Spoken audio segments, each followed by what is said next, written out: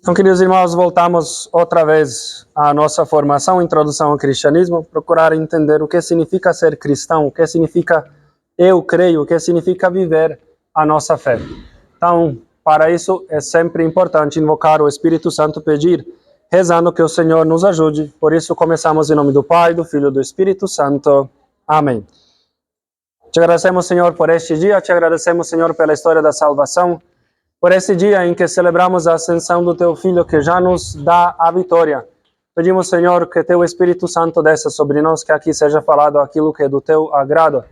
Ajuda-nos, Senhor, a vivermos cada vez mais a exemplo e a pessoa de Jesus Cristo, Teu Filho, que contigo vive e reina na unidade do Espírito Santo. Amém. Podemos sentar. Então, sempre é importante... Outra vez, acho que eu falei, mas lembrar. Então, nós estamos usando o livro Introdução ao Cristianismo, do Joseph Ratzinger, o Bento XVI, futuro, ou seja, ele se tornou o Papa Bento XVI. E é importante dizer que eu procuro ser mais fiel possível ao livro. No entanto, não tem como passar. Seria melhor, obviamente, se o próprio Joseph Ratzinger estivesse aqui.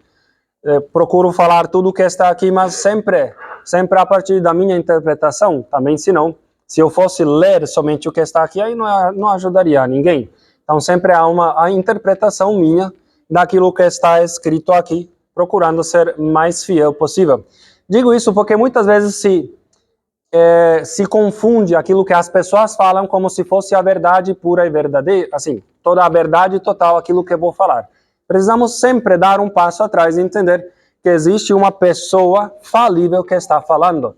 Por mais que procura acertar, por mais que queira expor a verdade, sempre existe a interpretação pessoal. Então, aqui também não é uma revelação, é um livro muito bom, muito importante. No entanto, a verdade revelada não é isso aqui.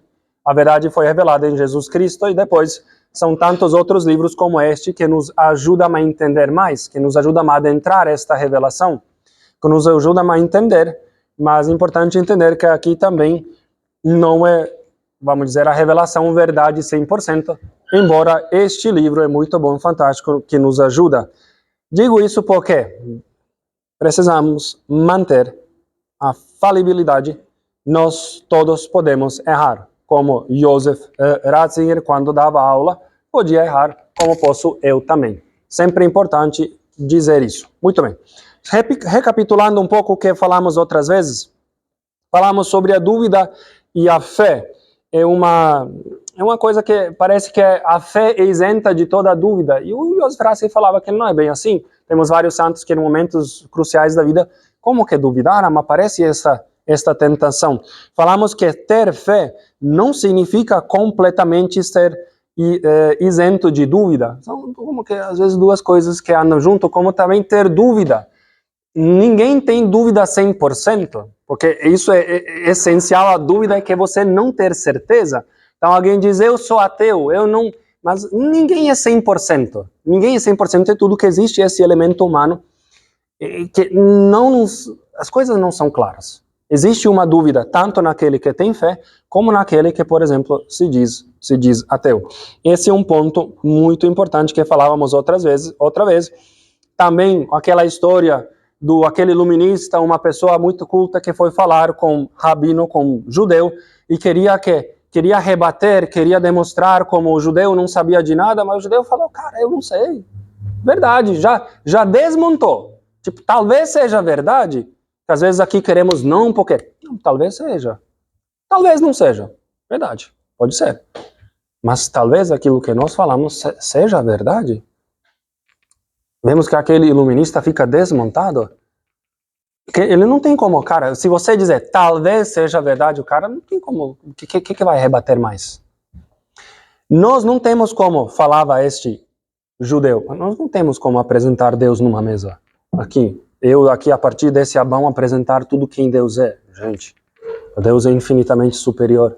Se eu fosse aqui a minha vida inteira a falar, não conseguiria apresentar tudo que Deus é. Sempre alguém conseguiria botar uma dúvida, que depois a gente consegue até explicar, não é?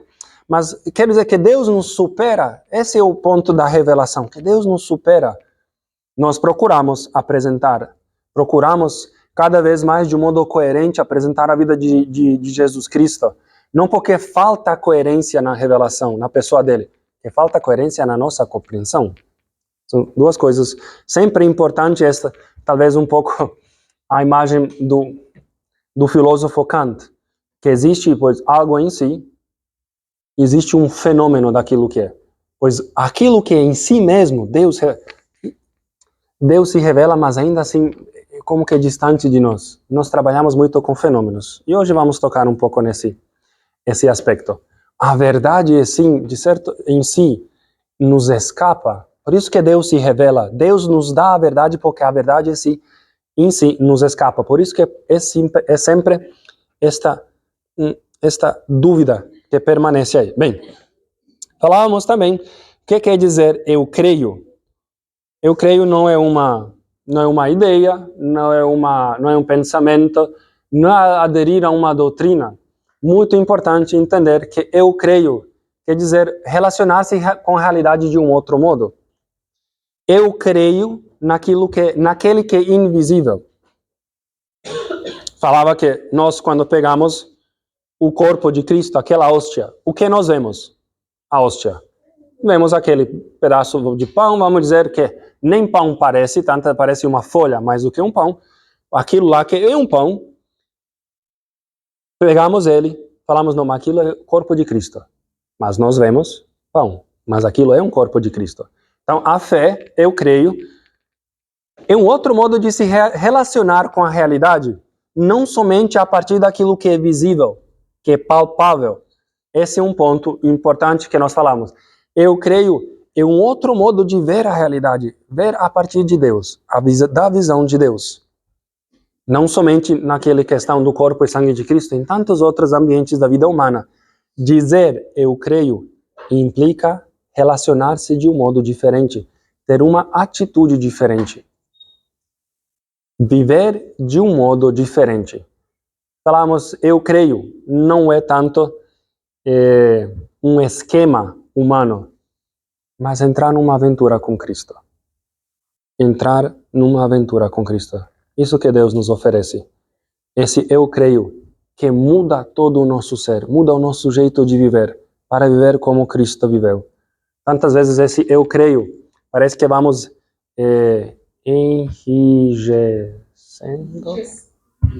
enrijecendo, mas enfim, isso é, enrijece, torna duro, endurece, parece que coloca eu creio, parece que entrar num esquema de normas e leis. Não, eu creio muito mais. Sim, nós seguimos, falava hoje o Evangelho, estamos falando da ascensão, né? Falava o Evangelho hoje, ensinando-os a observar tudo que eu vos ensinei.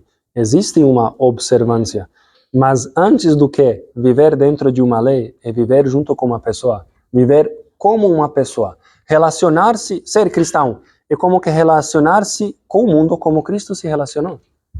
Viver como Cristo viveu. Esse é um ponto crucial para entender o que significa eu creio.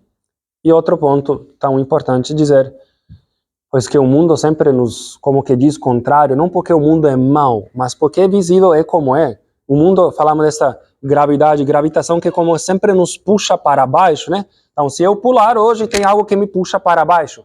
E se eu quiser como que elevar, subir, voar com a minha fé, tem algo que me puxa para baixo, que é o mundo. Vamos dizer, olha, que vocês estão perdendo tempo aqui, ó. Sábado à noite, tanta coisa boa para fazer, e vocês escutando o padre falar de Joseph Ratzinger, introdução ao cristianismo. Pô, cara, perdendo tempo, não seria melhor descansar? Seria melhor fazer outra atividade? O mundo sempre nos puxa, porque estamos falando aqui coisas invisíveis, falando de umas coisas que, mas o que isso tem a ver com a minha vida? Eu que preciso fazer tantas coisas, que preciso descansar, que amanhã me espera isso, aquilo.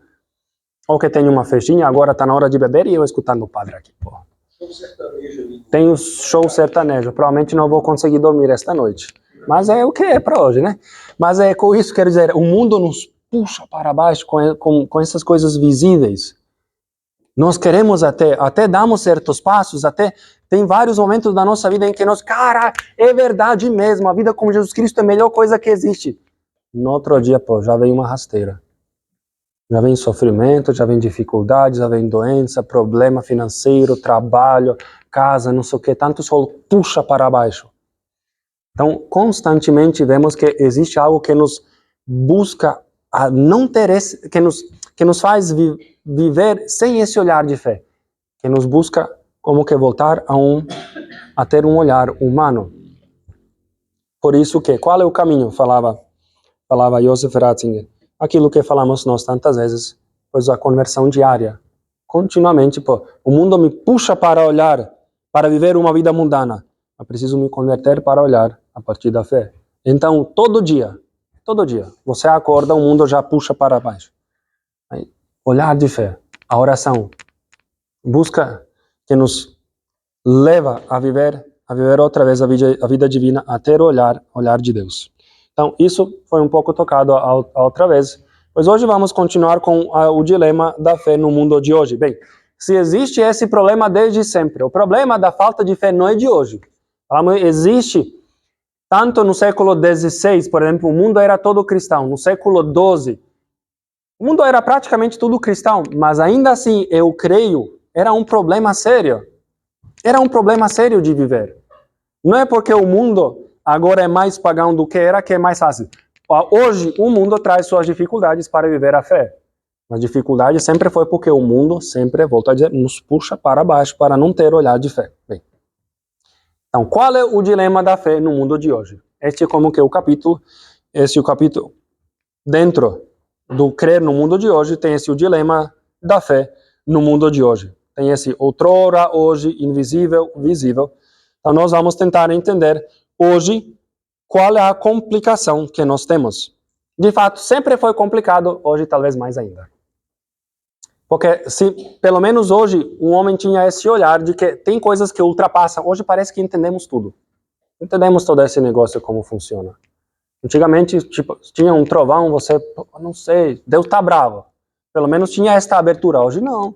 Porque sabemos que as partículas batem uma com a outra, a diferença entre eletricidade lá no céu, não sei o que, descarrega, pronto. E você já sabe, não tem nada a ver com coisa super... Então, tudo assim parece que nós entendemos. A tecnologia nos faz entender tudo. Então, esta talvez seja a maior dificuldade hoje em relação àquilo que estava no passado. No entanto, a primeira coisa a dizer, falamos dessa tradição. Hoje, o passado, o futuro. Uma coisa que parece que a fé é um estilo de vida do passado, que é algo que aconteceu, que talvez também não seja válido para hoje. E muitas pessoas viam assim, dificuldades que nós temos com pessoas que querem mudar a revelação, que querem dizer, pois hoje já a situação é diferente. Eu já escutei uma pessoa falar, mas padre, porque quando Jesus vivia, assim, as pessoas normalmente viviam menos tempo. Então, quando você casava, você ficava com esta pessoa até o fim da vida porque você vivia pouco. Não, sério. Essa é só... Entendeu? Hoje, pessoas vivem demais, é impossível viver com o outro tanto tempo. As pessoas viviam menos tempo. Esta é a dificuldade, que hoje, cara, como que eu vou viver com uma pessoa há 50 anos? É impossível, para. Era uma coisa do passado, entendeu? Então é por isso que Matusalém tinha muitas mulheres. Exatamente. Viveu muito tempo. Mas é que, sabe... Então, assim, parece que a revelação é uma coisa de 2000 anos atrás. Agora é hoje. Agora vivemos coisas diferentes. Eu poderia enumerar tantas outras coisas da questão do... Enfim, não quero entrar porque vocês entenderam. A dificuldade de... Parece que é a coisa do passado. Hoje é outra situação. Revelação, sim, é muito boa, mas precisamos também mudar certas coisas para entender o homem de hoje, para entender como trazer a revelação para a vida do homem de hoje. Então, existe a fé tradicional que é superada. O que hoje nos importa aí o futuro. A possibilidade de ser realizado. No fundo, é esse homem que tem possibilidade de tudo. Mas isso, vou tocar, mas como um mundo impressionante, 50 anos atrás, este livro. Mas quando uma palavra é profética, por o Espírito Santo quis, ela se realiza. Parece que hoje podemos fazer tudo. Então, já não é mais importante o passado, é importante o que podemos ser. Importante o que podemos fazer. Né? A tradição já não é vista como uma segurança. Tradição sempre foi, cara, se esse foi o caminho que eu percorri até hoje, então esse é um caminho seguro. A tradição nos diz, cara, se você andar por aqui, eu vou me dar bem. Se eu der os passos para trás, eu vou cair. A tradição é como uma segurança que temos. Não, a tradição parece agora, não é tanto hoje. Não é uma segurança, mas é vinculado a um contínuo progresso. Não é um patrimônio que temos, não é um caminho seguro. Cara, tem um lugar seguro para você viver a sua vida. Não. Hoje no fundo é uma força para impulsionar ao futuro. Então, se a tradição pegou aquela revelação, o interpretou para termos uma segurança em todos os momentos, hoje não. Se entende a tradição como uma força que sempre renova e está aberta principalmente para o futuro. É isso também? É também isso. A tradição nos abre o olhar para o futuro, é verdade. Mas é principalmente um caminho seguro. Não é somente algo que nos possibilita viver o futuro. É também. Mas se colocamos o peso no futuro, nós ficamos sem chão. Cadê a nossa segurança? Se é somente uma força para impulsionar, para nos possibilitar um futuro novo, eu estou baseado em quê? É como você dizer, a tradição, você vai construindo o prédio, tem a base lá, você vai construindo, e de repente o que importa não é aquela base. A tradição é como a possibilidade de construir outras. É também. É possibilidade de construir novos andares. Mas lembrando que está enraizada. Se você começar a construir algo muito fora, aquele prédio ele vai cair. Não sei se tem algum engenheiro civil aqui, que os arquitetos, eu estudei engenharia civil 1 ano. Acontece que os engenheiros sempre falavam que os arquitetos são tudo doido. Os caras pintam, não faz, aqueles desenhos e depois fala para o engenheiro se vire como você vai fazer. Esta era a briga, né? Que os caras são artistas. Aí os engenheiros falavam sempre que os caras não sabem fazer cálculo, que tem coisa que desenha que não é realizável. Então, aquele prédio que existe, tem uma tradição, tem umas regras, tem uma estática por detrás, tem uma mecânica. Se você foge disso, aquilo não subsiste mais. Você pode fazer umas coisas muito bonitas e tudo, mas não é realizável. Então, qual é o problema de hoje?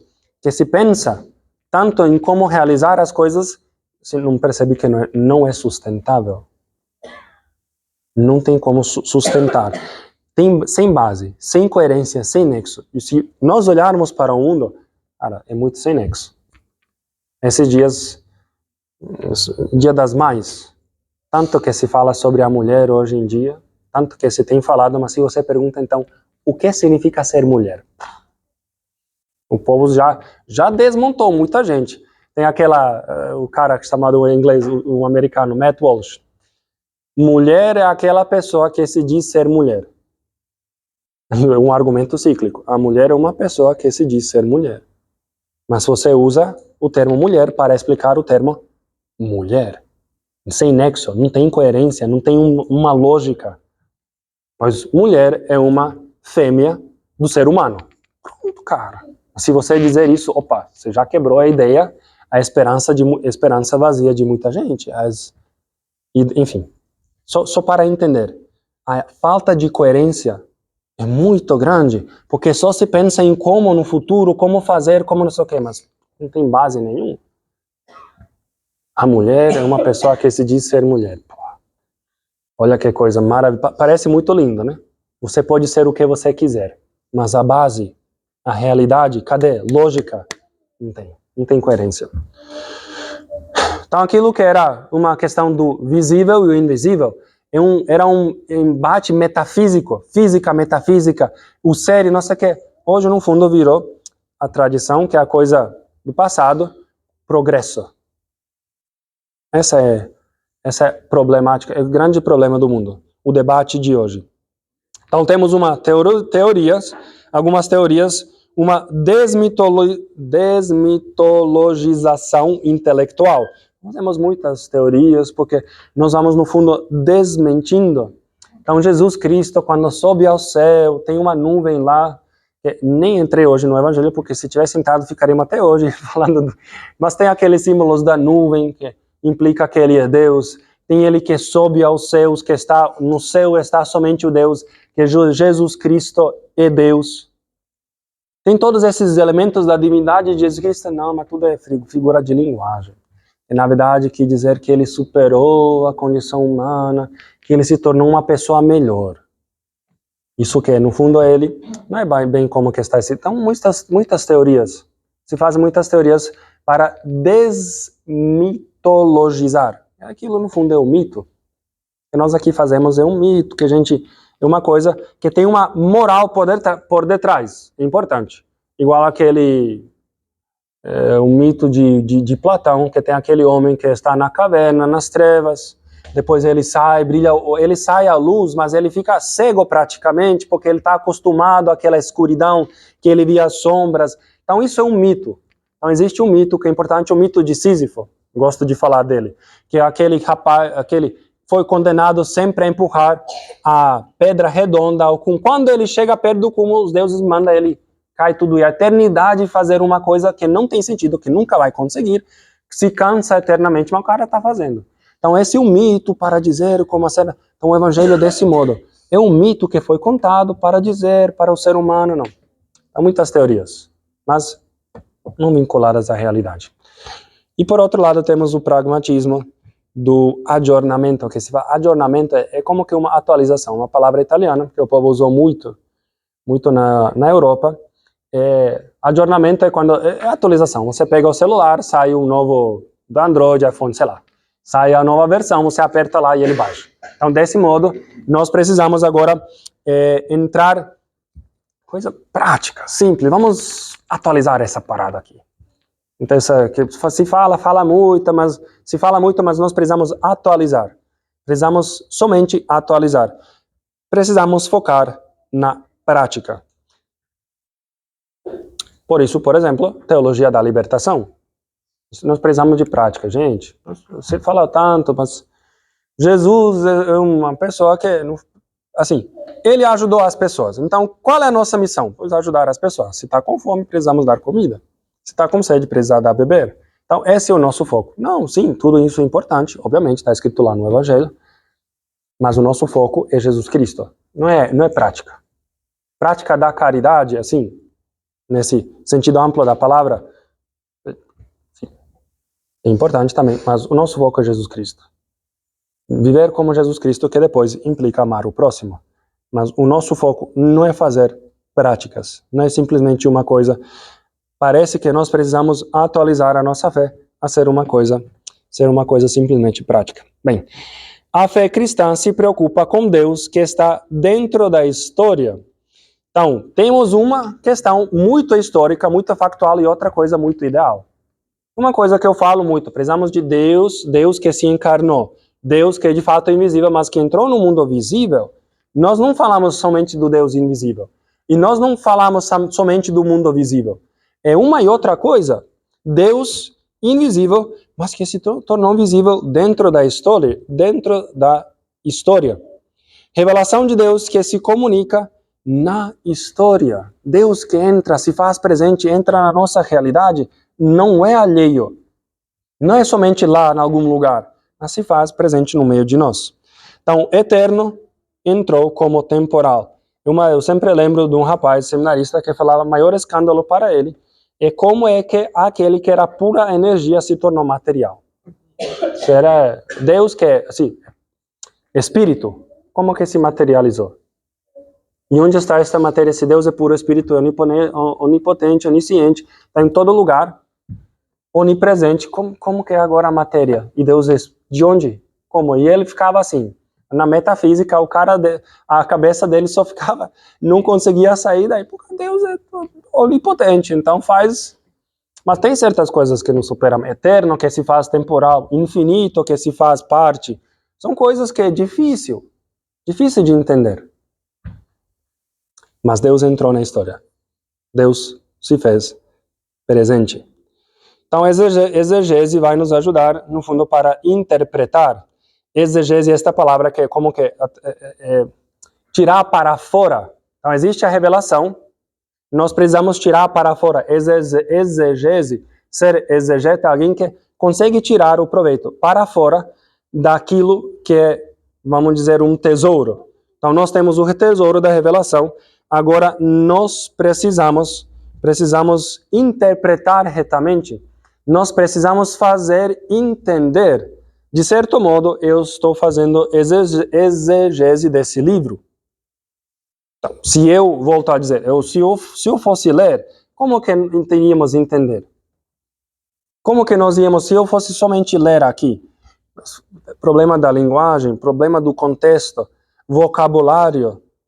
São tantas coisas que nos impedem de entender claramente que alguém precisa interpretar. Alguém precisa ajudar. Eu fico quebrando a cabeça. Tudo quando eu vou passar 1 hora é porque passei várias horas assim, pensando em como explicar isso. Que não é fácil, existe uma interpretação que precisa ser feita, mas falei no início, nem sempre é 100%. Como exegeta, não existe um exegeta que interpreta tudo de modo perfeito da Sagrada Escritura, não existe. Mas nós precisamos fazer esse trabalho, levar para fora. Existe outra palavra que também é revelar, como que tirar o véu, revelar. Continuamente tirar o véu. Revelação é uma palavra, a verdade também é uma palavra muito interessante, junto com a revelação. Tirar continuamente o véu. Nós tiramos como que um véu, e sabe o que está por debaixo? Outro véu. Aí você tira aquele véu, sabe o que está por debaixo? Outro véu. A revelação, de certo modo, é continuamente tirar, desvendar esse mistério. Só que como esse mistério nos ultrapassa porque é divino, nós continuamos e tiramos e sempre tem. Por isso que nós falamos também, quanto mais entramos nesse mistério, mais vemos que nos falta entender. Nós entendemos já muito. Só que tem certas questões que nós nem sequer sabemos que existem para nos perguntarmos. Então você primeiro vai saber que, existe esta pergunta. Existe esta dúvida aí. E como que a gente vai responder? Aí você responde. Cara, tem outra dúvida aí. Tem outra dificuldade por detrás. Assim nós vamos. Deus já fez a revelação, mas nós vamos como que tirando esses véus continuamente buscando entender. Afinal, é uma coisa interessante. Diz que o exegese de Deus é Jesus. Ele como que pega aquilo que Deus é e o faz, interpreta para nós, nos faz ver quem Deus é. Perfeito exegeta do Pai é o Filho. Nos faz revelar, nos revela quem Deus é. Isso não quer dizer que nós podemos compreender por total. Nós vamos pouco a pouco adentrando nesse mistério. Deus se tornou próximo de nós. Esta é uma grande novidade que não existe. É o escândalo para todos. É Deus que se faz próximo. Se você pega até a mitologia grega, Deus sempre aparece mais como um ser humano do que como Deus. São pessoas voláteis, cheias de vontades, de defeitos. Pessoas com caráter problemático. Por quê? Porque foi criada a partir do ser humano. Então, Zeus lá é um cara que é cheio de rolo. Você pega ninguém deles é bom, 100%. São pessoas muitas vezes péssimas. Por quê? Porque o ser humano projetou o homem em Deus. Bem, conosco é diferente. Deus, aquele que é eterno, se tornou próximo, aquele que é perfeito, entrou na nossa imperfeição. Entrou na nossa imperfeição até o ponto de ser morto por nós. É uma dificuldade, cara. Como que nós conseguimos matar a Deus? Deus morreu? Essa é uma pergunta que talvez ninguém se... Mas Deus realmente morreu? Como que Deus pode morrer? Nós matamos Deus ou não? Sim. Está lá escrito, mas como que ele pode morrer se é Deus? Como que nós explicamos? Desceu a mansão dos mortos, cadê? Como que foi essa toda parada? Resgatou muitas pessoas do mansão. Era um inferno ou não era inferno? Mansão dos mortos, onde está? Existe céu, purgatório e inferno. Não seria o purgatório que ele foi? Ou foi para o inferno? E agora, o que a gente faz? Tem muita coisa por aí. Deus se tornou próximo, mas era realmente Deus? Cara, se nós conseguimos matar, se era realmente Deus? Pergunta por quê? Não era melhor Deus aparecer oculto em algum lugar eterno? A nossa dificuldade, toda essa contradição com a história, porque é um problema sério. Deus entrou na história num momento específico. Cara, não teria sido melhor ele ficar sempre por fora, porque agora nós precisamos sustentar que ele andou sobre a terra. Que ele realmente, não era melhor que ele fosse simplesmente uma ideia a qual nós tendemos como Deus imóvel lá. Mas ele entrou no meio de nós, se tornou um ser humano cheio de falhas. Cara, como explicar isso?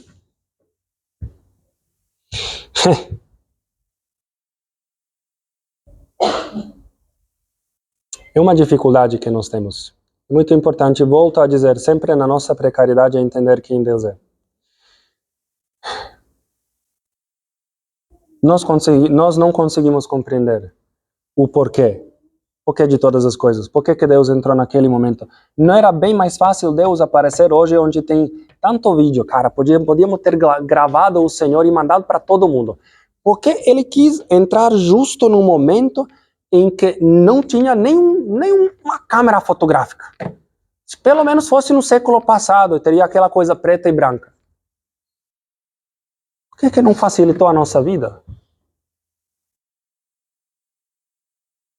Não conseguimos compreender, mas sabemos que Deus, e precisamos entender que Deus entrou na nossa história. É verdade que o mundo ultimamente está dizendo que tudo isso é inventado e que precisamos acordar. Gente, acorda.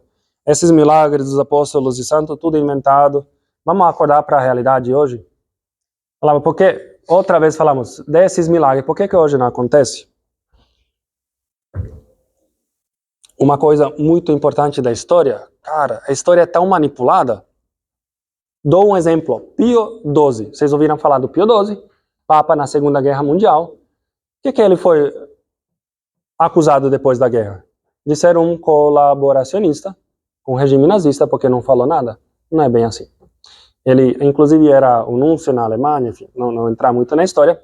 Mas o fato é que hoje, ele que foi acusado tanto, hoje ele tem uma decoração de ser amigo dos judeus. Aquela coisa que eles, para todas as pessoas que ajudaram na Segunda Guerra Mundial a salvar tantas vidas, entre as pessoas que mais ajudou é Pio XII, que foi caluniado tanto tempo. Mas por quê? A grande questão. Tem até um filme que fala ele parecer como... Quem ganhou na Segunda Guerra Mundial? Na Europa lá. Foi a Inglaterra e a Rússia. A Inglaterra estava a Rússia com seu comunismo. Isso é fato histórico. Bem, a igreja desde o início do século XX até hoje sempre levantou contra o comunismo para dizer que não vem de Deus. Isso é uma história que já foi condenada desde o Leão XIII até hoje. Isso é uma coisa que nem quero entrar. Mas a questão é que, por que o desgraçado falou contra o comunismo e não falou nada contra o nazismo? E ele foi pintado pela propaganda comunista que tomou boa parte da Europa. Repito, volta a história é como é. Foi pintado como um cara negativo, um desgraçado que colaborou com os nazistas, porque não falou nada, e não é verdade, mas parece que não falou nada. Bem, volto a dizer, qual é o problema? A história, ela escreve vencedor, mas escreve quem quiser. Quem escreveu essa história de Jesus Cristo? Podia ter colocado, o cara foi 2000 anos atrás, podia ter colocado o que ele queria. Como sabemos que é verdade? Como sabemos que é real toda essa história? Ressurreição dos mortos, discurso literário. No fundo é como, por exemplo, a cada dia você precisa começar de novo. Como você se sente mal, oprimido pelo outro, o outro te fere. Então esta ressurreição dos mortos é como você pobrezinho que está sofrendo, pois tem uma esperança de que esse sofrimento vai acabar e que você... Também, hein? Tantas vezes a gente usa esta linguagem para dizer, cara, o sofrimento que a gente passa não é o fim. Mas não é somente uma imagem, não é somente um mito que nos ajuda a viver a nossa realidade. A ressurreição dos mortos é um fato. Mas como que nós comprovamos? Você viu alguém ressuscitar? Eu não. Talvez não seja verdade. Do mesmo modo, podemos perguntar, a comprovação é o único modo de ver a realidade? A comprovação não seria só uma maneira de nos relacionar com a realidade? Não seria a comprovação também falsificável? Bem, dou um exemplo, talvez, coronavírus. Tanta coisa que se falou, uma que depois não tem a ver com outra. Cara, é a ciência que falou tanta coisa. Não estou falando nem pró nem contra. Só peguei um exemplo recente, para entender que se falou muita coisa, que depois, pá, não é bem assim. É assim. Mas, bem, não é bem assim. Quanto se tem falado sobre o universo também, e depois se descobre que não é bem assim. Que aquilo que nós parece que podemos comprovar, afinal, a gente comprova, e depois vê que, cara, não era bem assim. Falamos que a verdade é dificilmente ser comprovada. Papa pergunta, ou seja, Joseph Ratzinger, não seria só um outro modo de nos relacionar com a realidade? Que hoje parece, qual a dificuldade da fé no mundo de hoje?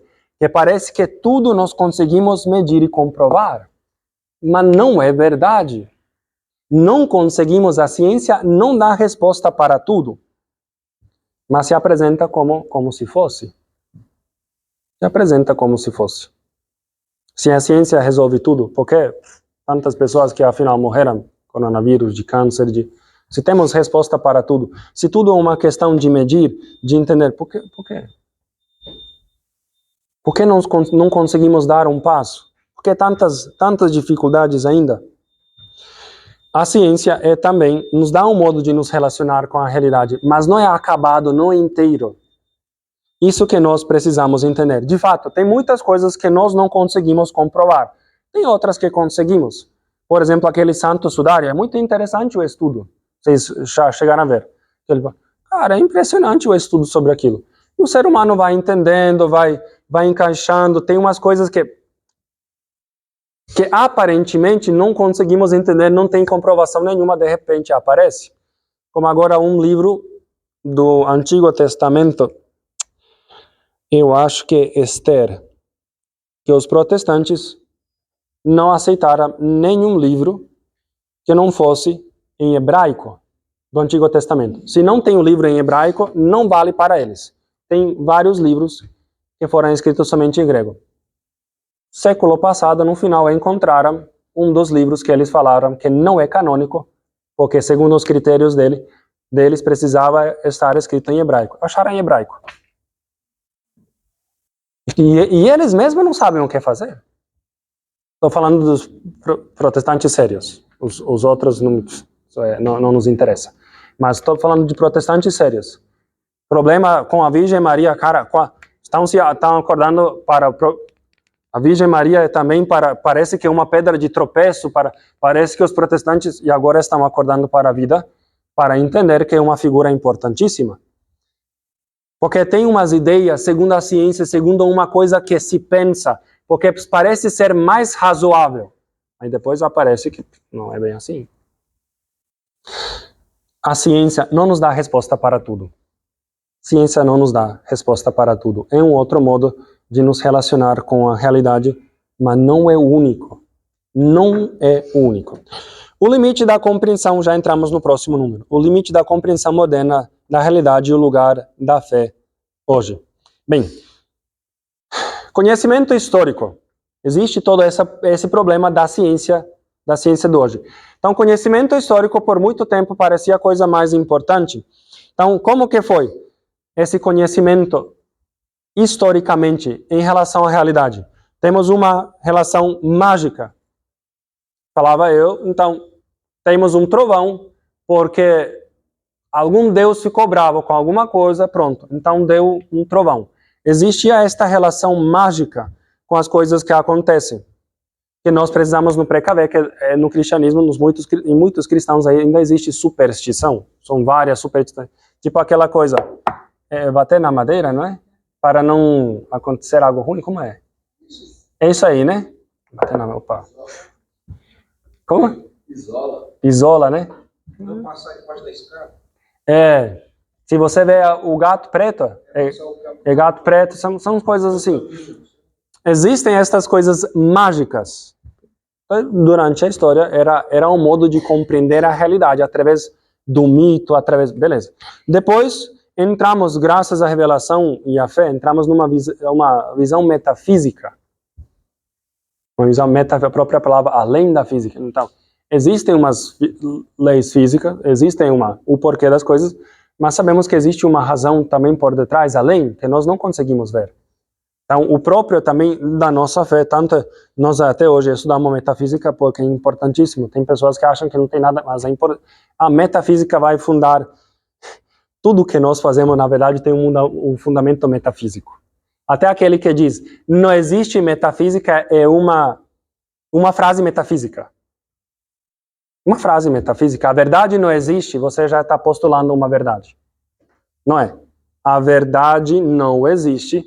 Então, se a verdade não existe, o que você está falando é uma inverdade. Então, a verdade precisa existir em algum lugar. Existe o conceito metafísica não existe. Pô, você já deu uma frase metafísica, parabéns para você.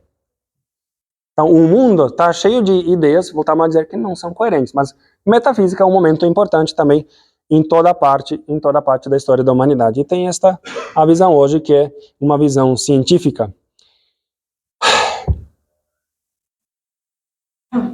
A fé, ela não é mágica, ela também não é somente metafísica e ela também não é científica.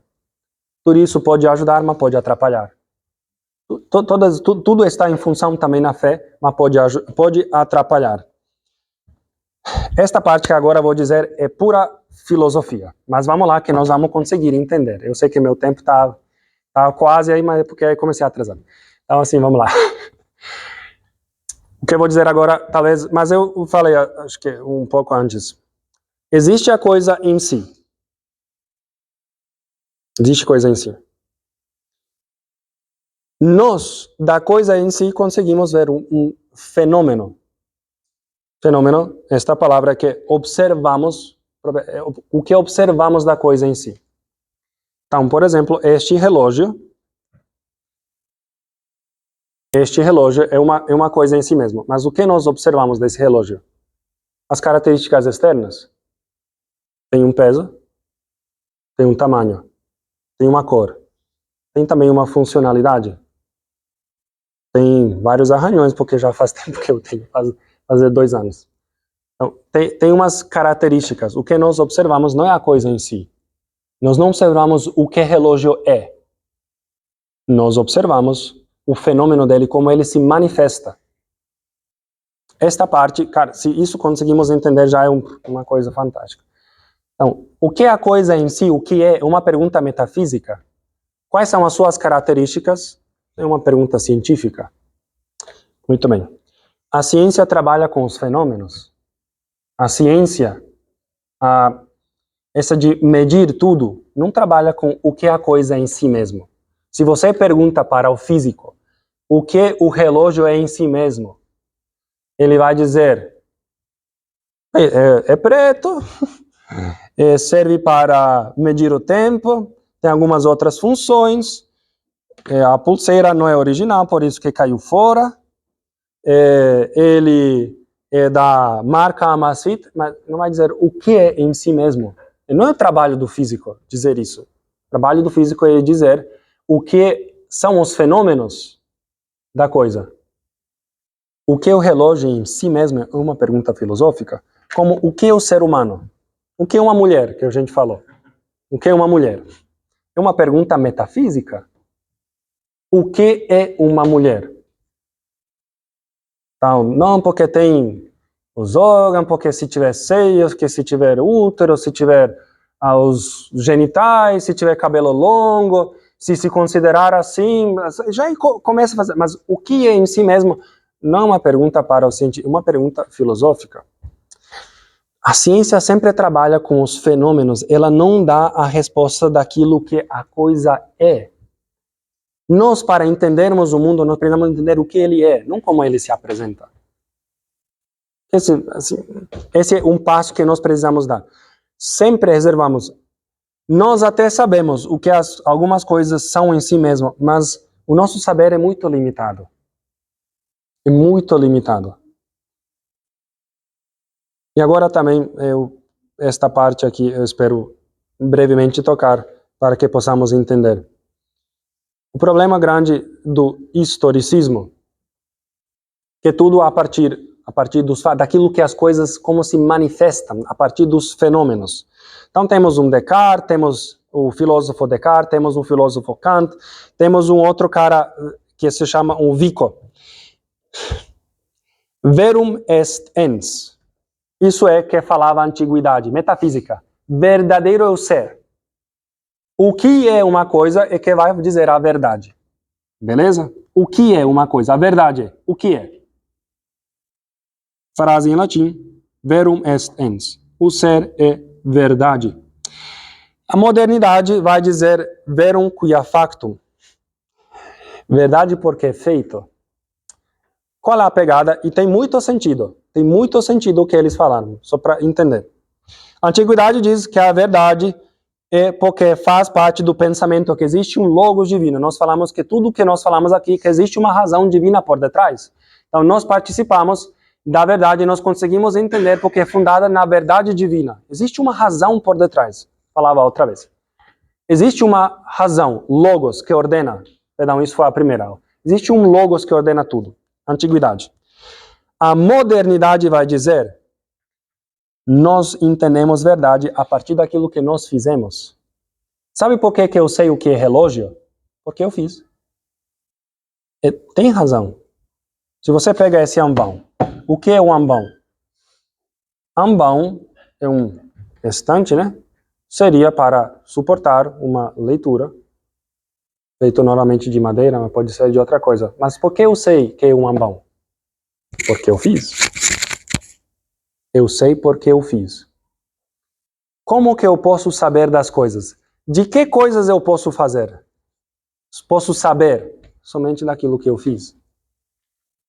Então, eu fiz esse relógio, eu sei o que é. Eu não fiz esse ambão, eu não sei o que é. Eu fiz um ser humano, eu sei o que é. Eu não fiz o ser humano, eu não posso saber o que é porque eu não fiz. Volto a dizer, é uma coisa lógica, no fundo é insuficiente. Para a antiguidade, esta arte, o que o mundo baseia tudo, arte, esta tecnologia, tanto é que a arte fala tecne. Para a antiguidade, isso não era científico. Era tipo aquela que faz coisas, entendeu? Verdadeira arte, verdadeira ciência, na verdade, são os filósofos que fazem. Essa galera que produz coisa é nível abaixo. Hoje em dia é o contrário, né? Hoje em dia quem produz algumas coisas vale alguma coisa. O que você faz hoje? Ah, eu sou um filósofo. Você não faz nada, né? Igual que o padre, né? Que eu falo sempre da querida mãe japonesa, que Deus ajuda ela na vida dela. O que você faz? Perguntou para mim. É um sacerdote da Igreja Católica. Ah, então você não faz nada. Obrigado. Não faz nada. Não produz. O que você produz? Então existe a ciência, verdadeira ciência para a antiguidade, era aquilo que fazia parte do pensamento divino. Aquela que nós chamamos de ciência hoje, não era porque é mutável, falha. Que falha? A ciência que nós sabemos, todo mundo já sabe que falha. Dou um exemplo. Historiador de Roma. Por exemplo, existe um historiador que vai falar da antiga Roma. Ele sabe, o historiador de hoje, sabe mais da Roma do que a pessoa que vivia lá na época. Não, sabe menos, né? Qualquer pessoa que vivia 2000 anos atrás em Roma sabe muito mais do que um historiador. E onde está o valor de toda a ciência dele? Qualquer pessoa que vivia naquele momento sabia muito mais do que ele sabe hoje. Em que consiste o valor de toda esta ciência? A ciência parece que assim apagou tudo o resto. Então, se nós conseguimos comprovar. Então, hoje a ciência nos diz que lá em Roma, no ano, sei lá, 62, o Nero mandou queimar algumas coisas e pendurou tudo sobre os cristãos. Isso que nos diz a história. Eu aproximadamente coloquei as coisas, mas talvez um ano a mais ou menos. Porque ele queria um terreno lá, que era muito importante, e ele queria, no fundo, limpar, tacou fogo e culpou os cristãos, ajudado pelos judeus, mandaram todos os cristãos a correr. Uma história, historicamente hoje. Mas o que aconteceu lá, nós sabemos. Sabe melhor, muito melhor a pessoa que esteve lá ao lado do que nós hoje. Em que então consiste o valor de toda esta ciência? Que nós conseguimos comprovar, porque pegou o documento, porque é suposição, porque não sei o quê. Damos valor. Esse é um ponto que talvez vou procurar encerrar aqui. Para hoje, depois a gente continua. Damos o valor como se fosse verdade para algo que não é verdadeiro. Não é verdade tudo aquilo que nós conseguimos comprovar. Porque o que nós conseguimos comprovar é falho. Falho. A verdade supera. Ciência trabalha com os fenômenos. Aquilo que em si é, supera meros fenômenos. Então, verum quia factum é verdade porque eu fiz.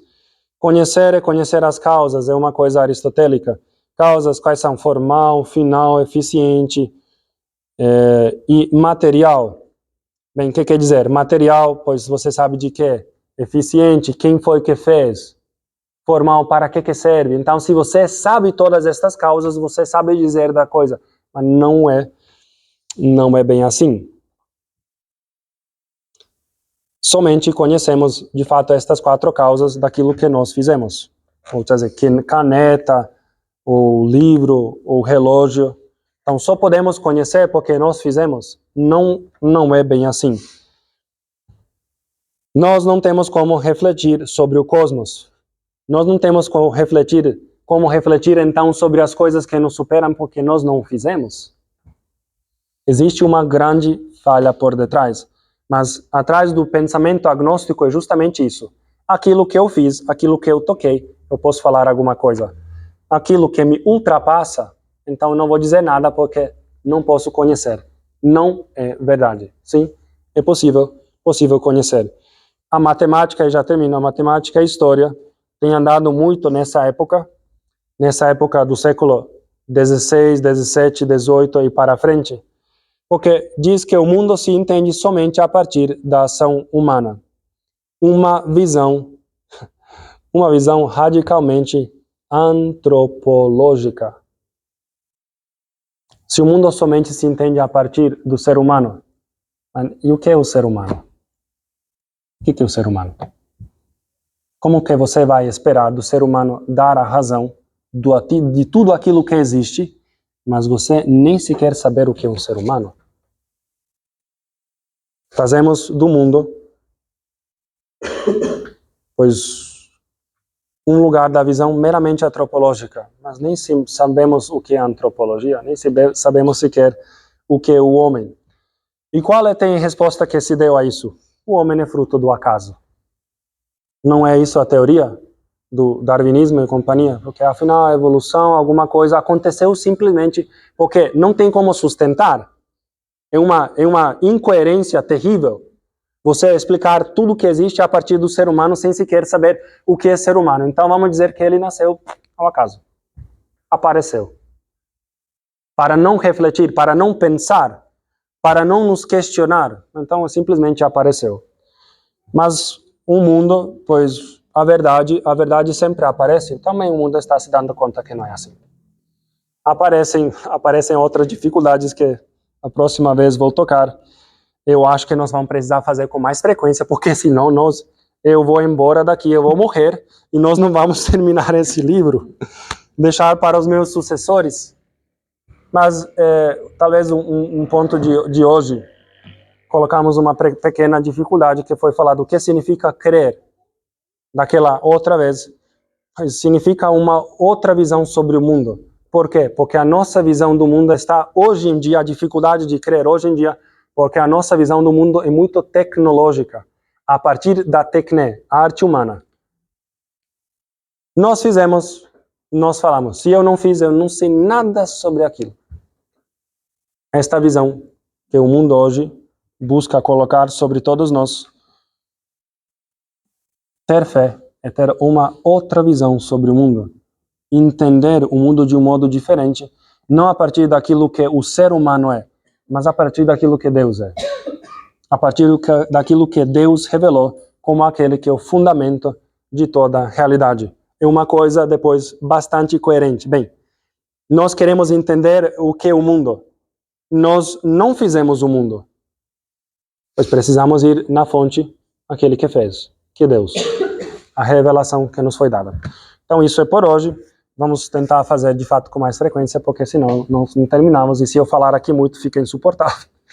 Eu espero que entenderam então essas questões por detrás. A dificuldade de crer no mundo de hoje é dessa visão tecnológica, histórica que temos de tudo. Parece que tudo tem que ser comprovado para que possamos dizer que é verdadeiro.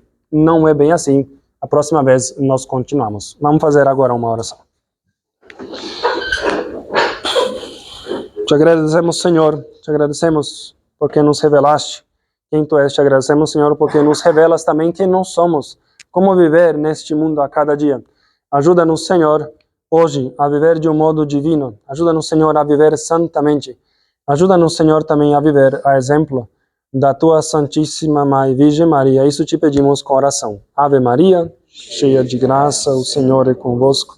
Bendita sois vós entre as mulheres. Bendito é o fruto do vosso ventre, Jesus. Santa Maria, Mãe de Deus, rogai por nós, pecadores, agora e na hora de nossa morte. Amém. Nossa Senhora do Perpétuo Socorro, em nome do Pai, do Filho e do Espírito Santo. Amém. Boa noite a todos.